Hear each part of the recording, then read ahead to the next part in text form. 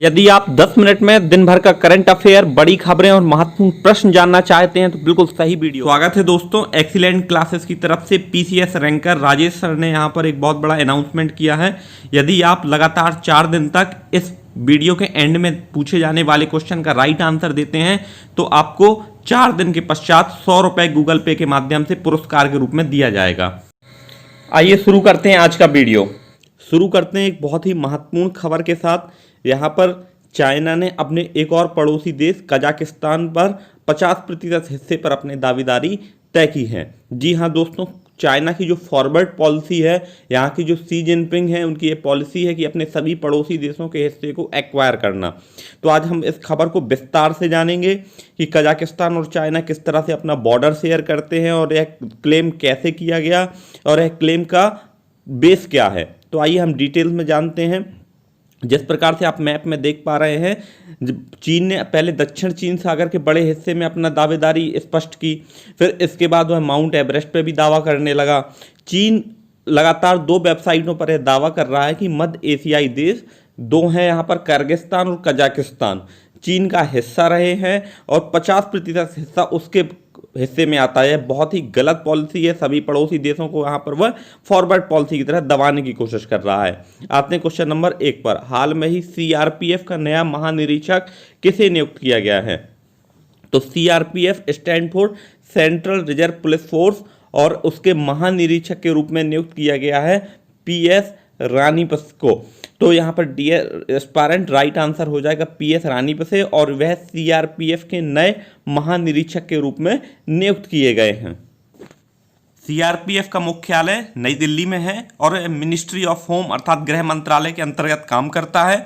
Basically इसकी स्थापना 27 जुलाई 1939 में हुई थी। आते हैं हमारे क्वेश्चन नंबर 2 पर। हाल में ही किस राज्य सरकार ने नई औद्योगिक नीति की घोषणा की है? तो डियर एस्पायरेंट, हमारा एक स्टेट है जो एक नई औद्योगिक पॉलिसी लेके आया है, यह है गुजरात। गुजरात मॉडल जैसे कि पूरे देश में नरेंद्र मोदी के मॉडल के रूप में विख्यात हुआ था। वर्तमान में हमारे गुजरात के मुख्यमंत्री है विजय भाई रूपानी और यहाँ पर जो इसकी पूर्व मुख्यमंत्री थी आनंदीबेन पटेल, जो हाल में ही मध्य प्रदेश की राज्यपाल के रूप में नियुक्त हुई हैं।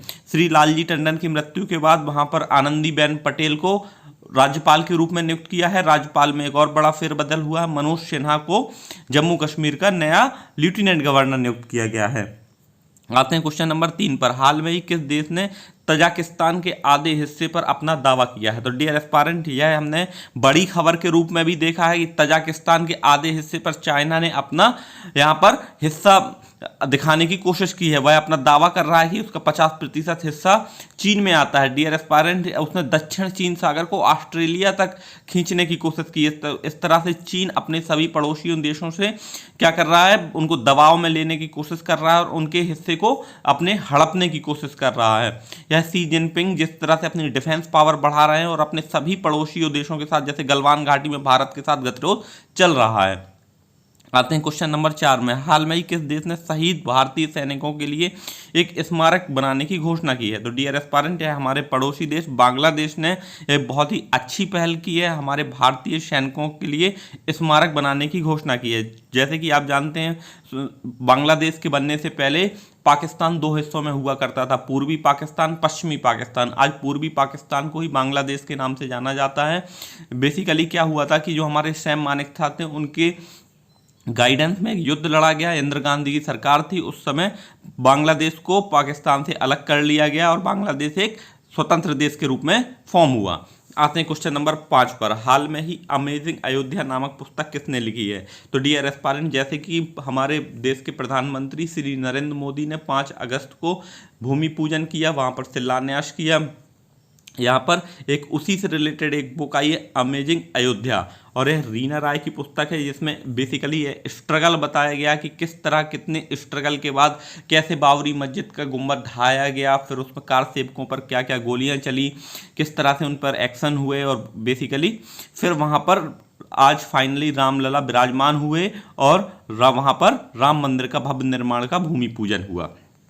आते हैं क्वेश्चन नंबर 6 पर। हाल में ही किस राज्य सरकार ने किसानों के लिए कश्यू इंडिया ऐप नामक लॉन्च की है? तो डियर एस्पायरेंट, यहाँ पर राज्य सरकार है तमिलनाडु की। तमिलनाडु में बेसिकली किसकशु इंडिया ऐप लॉन्च।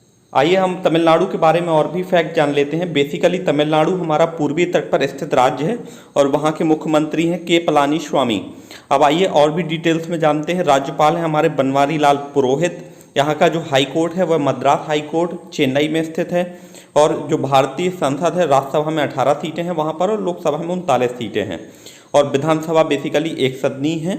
आते हैं क्वेश्चन नंबर 7 पर। हाल में ही किस संगठन ने साइबर हमलों के कारण रसिया, चाइना, उत्तर कोरिया के संगठनों पर प्रतिबंध लगा दिया है? तो हाल में एक बहुत बड़ी घटना हुई थी, जो साइबर अटैक हुआ था यूएसए पे। बेसिकली वहाँ के जो नामी ग्रामी हस्तियाँ हैं वर्ल्ड की, जैसे कि बराक ओबामा, जेफ बेजोस जो कि अमेजन के सीईओ हैं, यहाँ पर अलान मस्क जो कि स्पेस एक्स के मालिक हैं, और बिल गेट्स जिनके बारे में आप जानते हैं माइक्रोसॉफ्ट के मालिक हैं। तो इन सभी के ट्विटर हैंडल से यहाँ पर हैक कर लिए गए थे और यह बेसिकली वहाँ पर बिटकॉइंस नामक मुद्रा मांग रहा था। तो यह साइबर हमलों से निपटने के लिए यूरोपियन यूनियन ने हाल में ही चाइना, रसिया और उत्तर कोरिया के संगठनों पर प्रतिबंध लगा दिया है। आइए अगले क्वेश्चन पर आते हैं। हाल में ही रिजर्व बैंक ऑफ इंडिया ने बैंकों को सोने के मूल्य के कितने प्रतिशत तक लोन देने की घोषणा की है?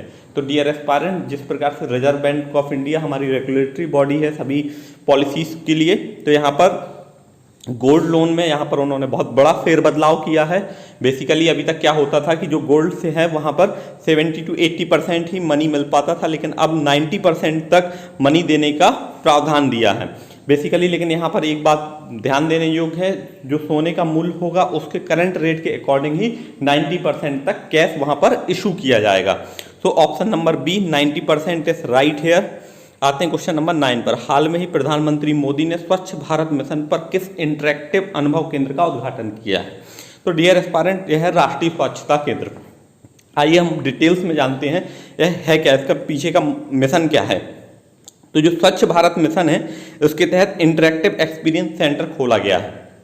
इंटरेक्टिव एक्सपीरियंस सेंटर से मतलब है कि अब वहाँ पर यूजर्स का रिव्यू भी पूछा जाएगा कि जब आप टॉयलेट यूज़ करने गए तो आपको वहाँ पर क्लीनलीनेस मिली कि नहीं मिली, या आपका रिव्यू क्या है, तो उस हिसाब से रेटिंग्स भी मांगी जाएगी। तो एक इंटरेक्टिव माहौल तैयार होगा। इसके दौरान पीएम मोदी ने यह वीडियो कॉन्फ्रेंसिंग के माध्यम से यहाँ पर इसका उद्घाटन किया। आते हैं क्वेश्चन नंबर 10 पर। हाल में ही किस देश ने तुर्की के सांसद को अपना प्रतिष्ठित पुरस्कार देने की घोषणा की है? तो तुर्की बेसिकली पाकिस्तान ने यह घोषणा की है, और पाकिस्तान जिसे इस्लामी जमहूरिया पाकिस्तान के नाम से जाना जाता है, अर्थात पाकिस्तान भारत से अलग होकर पाकिस्तान इस्लामी गणतंत्र के रूप में बना है। यह 20 करोड़ की आबादी के साथ दुनिया की 6ठी सबसे बड़ी आबादी है, और यह चीन के इतने बड़े कर्ज में दबा हुआ है कि इसकी सालाना आय उतनी भी नहीं है जिससे वह चीन का ब्याज भी चुका सके। तो इस प्रकार से यहाँ की मुद्रा है पाकिस्तानी रुपया, और प्रधानमंत्री हैं इमरान खान, और बलूची, पश्तून, हिंदी आदि यहाँ रहते हैं। तो आते हैं क्वेश्चन नंबर 11 पर। हाल में ही जारी फ्यूचर ब्रांड सूचकांक 2020 में कौन शीर्ष पर रहा है? तो जो ब्रांड सूचकांक अभी हाल में ही जारी किया गया है उसमें शीर्ष पर रहा है एप्पल। एप्पल के बारे में आप जानते हैं, जो हमारे विभिन्न प्रकार के प्रोडक्ट हैं जैसे iPhone, Apple watch, Apple TV, iPad, Macintosh, iOS और भी ज़्यादा जो प्रोडक्ट हैं वो एप्पल कंपनी के हैं। एप्पल कंपनी के जो सीईओ हैं वो हैं टिम कुक, और यहाँ पर इसकी स्थापना कैलिफोर्निया में संयुक्त राज्य अमेरिका में हुई थी। तो यह एप्पल कंपनी बेसिकली अमेरिका की एक कंपनी है जो मल्टीनेशनल्स के रूप में इलेक्ट्रॉनिक्स, कंप्यूटर सॉफ्टवेयर और ऑनलाइन सर्विसेज प्रोवाइड कराती है। आते हैं क्वेश्चन नंबर 12 पे। National highway authority of India ने किस Indian institute of technology IIT के साथ समझौता किया है? तो जो हमारे नेशनल हाईवेज होते हैं उनको बनाने का और उनके मरम्मत का कार्य बेसिकली NHAI करती है, और हाल में ही उन्होंने IIT दिल्ली के साथ यहाँ पर एक MOU अर्थात मेमोरेंडम ऑफ अंडरस्टैंडिंग साइन किया है। इसका मुख्य पर्पस है NHAI में विभिन्न प्रकार के कनेक्टिविटीज़ को बढ़ाना, जैसे कि अभी हमने हाल में ही फास्टैग के बारे में देखा था कि यह फास्टैग बेसिकली यहाँ पर इसलिए लॉन्च किया गया कि अब वहाँ पर रुकने की ज़रूरत नहीं है। जो भी टोल टैक्स प्लाजा हैं वहाँ पर फास्टैग स्कैनिंग के माध्यम से आपकी टोल टैक्स वसूली की जाएगी। आते हैं क्वेश्चन नंबर 13 पर। हाल में ही किस राज्य सरकार ने न्यायिक सेवा में अधिक पिछड़े वर्ग को 5% आरक्षण देने की घोषणा की है? तो डियर एस्पायरेंट, यह मूव उठाया है राजस्थान की सरकार ने। राजस्थान में वर्तमान में अशोक गहलोत की सरकार है, जैसे कि आप मैप में देख पा रहे होंगे। यह पाकिस्तान के साथ सीमा बनाता है। यहाँ के जो राज्यपाल हैं वह हैं कलराज मिश्र। और बेसिकली राजस्थान ने अभी हाल में ही 5% न्यायिक सेवा अर्थात जुडिशियल सर्विसेज में 5% आरक्षण देने की घोषणा की है। और यह भी पूछा जा सकता है कि किस वर्ग को, तो यह अति पिछड़े वर्ग को 5% आरक्षण देने की घोषणा की है। बेसिकली यहाँ पर जो जुडिशियल सिस्टम है वहाँ कॉलेजियम सिस्टम के द्वारा यहाँ पर अपॉइंटमेंट होता है। आते हैं क्वेश्चन नंबर 15 पर। हाल में ही making sense of Indian democracy नामक पुस्तक किसने लिखी थी? तो डियर एस्पायरेंट यह है आम आदमी पार्टी के पूर्व नेता योगेंद्र यादव। योगेंद्र यादव बेसिकली यहाँ पर एक बहुत बड़े एनालिस्ट के रूप में देखे जाते हैं। किसानों के लिए इकोनॉमी और इस पर व्याख्या करते हैं। भारतीय सामाजिक वैज्ञानिक, चुनाव विश्लेषक योगेंद्र यादव दिल्ली के वरिष्ठ शोध फॉलो कर रहे हैं और 2015 तक यह आम आदमी पार्टी के साथ थे। हाल में ही 2015 से उन्हें निकाल दिया गया। वो प्रशांत भूषण और यहाँ पर योगेंद्र यादव को मिलकर स्वराज पार्टी की स्थापना की थी। आते हैं क्वेश्चन नंबर 15 पर। हाल में ही 400 बेड वाले कोविड समर्पित अस्पताल का उद्घाटन कहाँ किया गया? डियर एस्पायरेंट कोविड-19 जैसे महामारी चाइना से शुरू हुई और पूरे विश्व में फैल गई। नोएडा में एक बहुत बड़ा कोरोना हॉस्पिटल खोला गया है। नोएडा में बेसिकली 400 बेड का कोविड-19 हॉस्पिटल, जहां 400 मरीज की क्षमता है वहां पर। और बेसिकली यहां पर बहुत बड़ा मूव यह भी देखा जा रहा है कि वहां पर वेंटिलेटर्स की सुविधा भी प्रोवाइड कराई गई है। जिस प्रकार से कोरोना वायरस में वेंटिलेटर्स की ज़रूरत पड़ती है, पीपल्स को सांस लेने में दिक्कत पड़ती है पेशेंट को, तो वहां पर कोविड-19 हेल्प केंद्र खोला गया है। आते हैं आज के हमारे लकी क्वेश्चन पर। इसका राइट आंसर आपको कमेंट सेक्शन में देना है।